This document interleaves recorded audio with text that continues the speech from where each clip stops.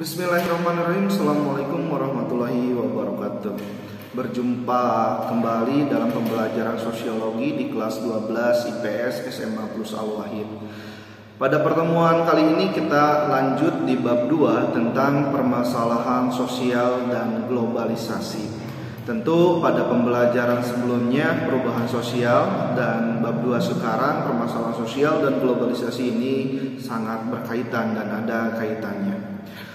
Permasalahan sosial juga pernah kita bahas di pembelajaran materi kelas 11 tentang permasalahan sosial dan beberapa gejala sosial yang ada di masyarakat.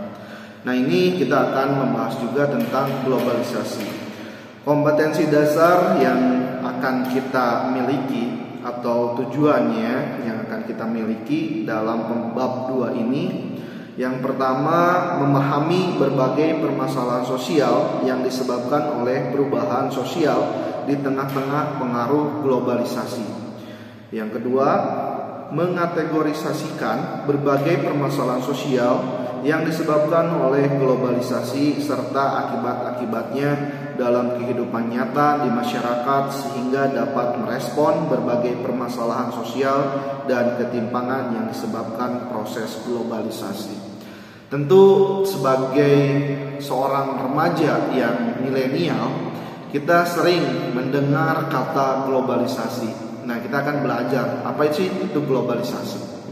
Dari beberapa kompetensi dasar yang akan kita paparkan, tentu yang pertama kita memahami berbagai permasalahan sosial yang disebabkan oleh perubahan sosial di tengah-tengah pengaruh globalisasi. Perubahan itu tentu akan ada setiap ada kebijakan, dan globalisasi ini bisa menyebabkan beberapa kebijakan yang bisa menimbulkan permasalahan atau bisa berdampak positif maupun berdampak negatif. Nah, sebelum kita lebih lanjut membahas tentang apa itu permasalahan sosial yang timbul dan beberapa pengertian dari globalisasi, tentu kita harus memahami apa itu pengertian globalisasi. Bapak akan bacakan di sini pengertian globalisasi. Globalisasi adalah tersebar luasnya pengaruh ilmu pengetahuan dan kebudayaan yang ada di setiap penjuru dunia ke penjuru dunia yang lainnya, sehingga tidak jelas lagi batas-batas yang jelas dari suatu negara.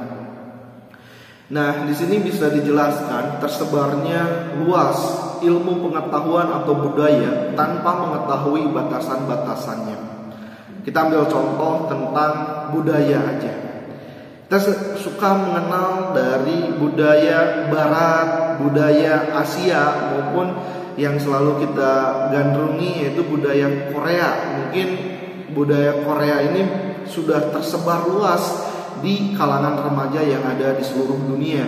Nah, itu adalah salah satu faktor atau pengaruh dari globalisasi. Tersebarnya luas pengaruh ilmu pengetahuan ataupun budaya tanpa mengenal batasan-batasan. Kita tahu kan negara Korea atau negara Barat itu bisa beratus atau beribu-ribu kilometer, tapi dengan mudah kita bisa menikmati atau bisa menyerap budaya asing tersebut. Nah, itu adalah salah satu faktor atau salah satu dampak dari globalisasi. Oh, seperti itu ya Pak, globalisasi ini.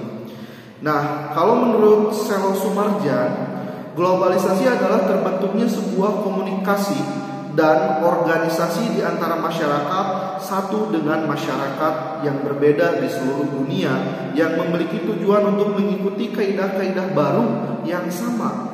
Hubungan tersebut disebabkan oleh penemuan baru seperti alat elektronik dan internet. Nah, menurut Selo Sumarjan ini adalah globalisasi itu terbentuk sebuah komunikasi dan organisasi di antara masyarakat satu dengan masyarakat yang berbeda karena dampak dari elektronik ataupun internet. Itu bisa disebabkan dari pengaruh globalisasi. Kita misalnya kelas 12 IPS ini tersebar dari seluruh berbagai penjuru yang ada di Indonesia. Karena pengaruh globalisasi kita bisa berkomunikasi dari bentuk elektronik maupun dari hasilnya internet gitu, adanya sebuah penemuan global di era global. Kita itu lagi hidup di era global yang bisa tanpa batasan gitu. Era global ini bisa memengaruhi beberapa aspek, bisa ilmu pengetahuan, bisa memengaruhi ekonomi. Kita bahas sedikit tentang pengaruh globalisasi di ekonomi. Kita bisa terciptanya sebuah pasar yang bebas. Nah, itu adalah bentuk pengaruh dari globalisasi. Kalau misalnya kita mau mempunyai sebuah toko bentuk fisik gitu, kita yang datangnya juga kan terbatas, wilayah-wilayah yang dekat dari tempat kita. Tapi karena ada globalisasi, itu kita bisa mencakup dari luar negeri pun, dari berbagai penjuru dunia pun bisa mengakses pasar kita. Bagaimana caranya? Kita mengupload di internet yang tanpa batasan. Nah, tanpa batasan itu adalah pengaruh dari globalisasi. Nah, kita lanjut di bab 2 ini, yang peta konsep, yang kita akan peta konsepkan nih. Bab 2 ini kita akan membahas apa? Jadi untuk materi sekarang kita hanya memahami peta konsep sebagai dasar, sebagai basic. Kita belajar di bab 2. Peta konsepnya itu permasalahan sosial dan globalisasi. Ada beberapa faktornya kita runtuhkan. Ada globalisasi, ruang lingkup, dan faktor penyebab globalisasi, dan permasalahan dan tantangan globalisasi. Dalam globalisasi ini ada 4 fenomena dan 4 pendekatan dari globalisasi. Dari ruang lingkup dan faktor penyebab globalisasi. Ruang lingkup globalisasi tadi kita udah jelas, ekonomi, politik, iptek, sosial budaya, dan agama. Nah, itu udah kita sedikit singgung dari ruang lingkup ekonomi maupun iptek, ilmu pengetahuan dan teknologi. Sudah sedikit kita singgung dari ruang lingkup globalisasi.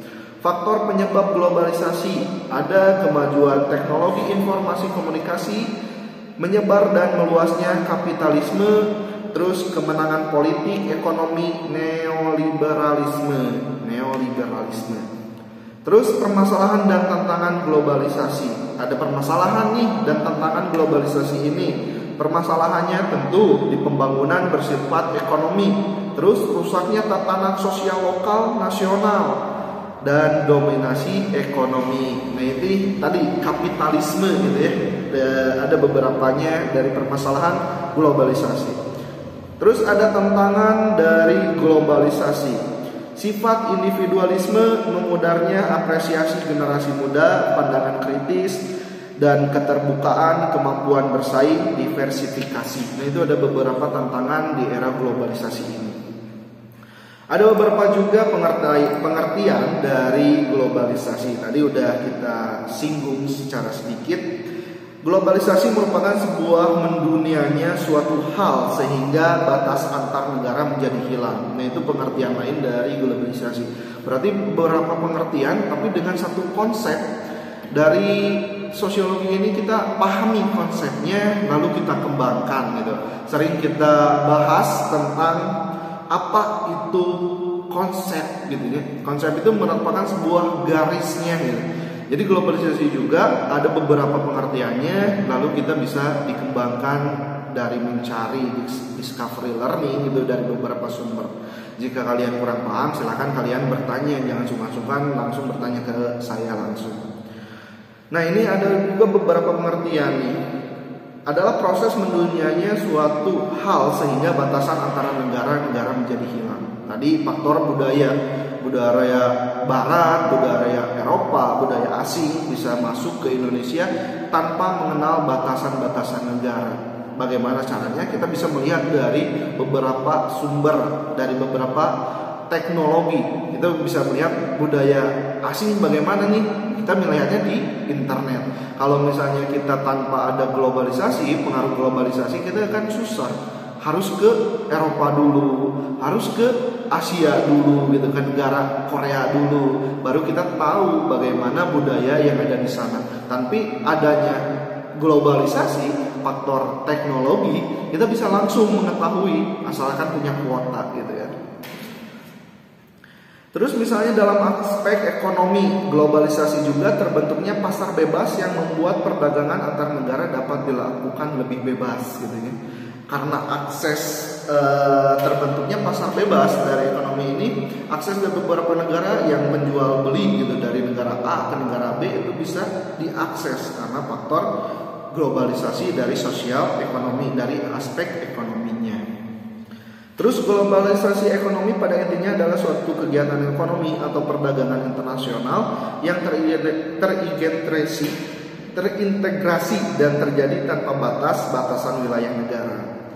Faktor penyebab globalisasi ini ada beberapa faktor: perkembangan teknologi informasi dan transportasi, meningkatnya kerjasama internasional, kemudahan transportasi, dan ekonomi terbuka. Wah, sangat luas sekali ya beberapa faktor atau yang mempengaruhi globalisasi ini. Tadi kita udah sebutkan dari beberapa hal yang bisa mempengaruhi globalisasi.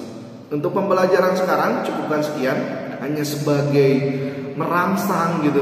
Menurut kalian bagaimana nih bab 2 ini kelanjutannya ke depannya seperti apa? Bahasanya akan bahas yang bagaimana gitu di bab 2 ini. Mudah-mudahan kita selalu ada dalam lindungan Allah Subhanahu wa taala. Bagi yang teman-teman yang belum sempat untuk tatap muka dan udah tatap muka di sini, selalu jaga kesehatannya dan selalu terapkan protokol kesehatannya. Bapak tunggu di sekolah SMA Plus Al-Wahid dan kita bisa berjumpa dalam keadaan normal kembali. Tapi mungkin sekarang kita lagi masa adaptasi, segala disesuaikan gitu ya. Mudah-mudahan kita selalu ada dalam lindungan Allah Subhanahu wa taala. Tetap luar biasa dan selalu jaya. Assalamualaikum warahmatullahi wabarakatuh.